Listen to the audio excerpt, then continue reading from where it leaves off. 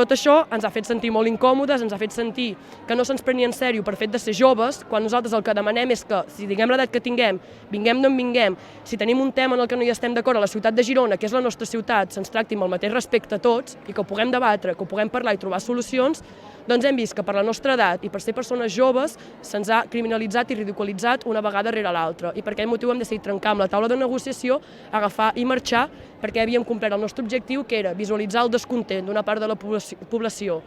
amb les decisions preses i, per altra, poder-nos reunir amb l'alcaldessa i debatre alguns punts en els que no estàvem d'acord.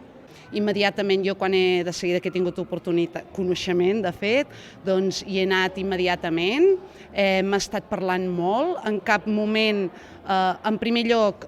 no són CDRs, ho vull expressar, s'ha expressat expressament que no són CDR, i el que sí és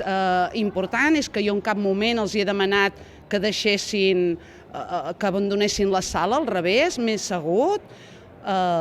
hem parlat, perquè quan hi ha reivindicacions legítimes és bo seure i parlar, i tot ha estat de forma absolutament cívica, pacífica,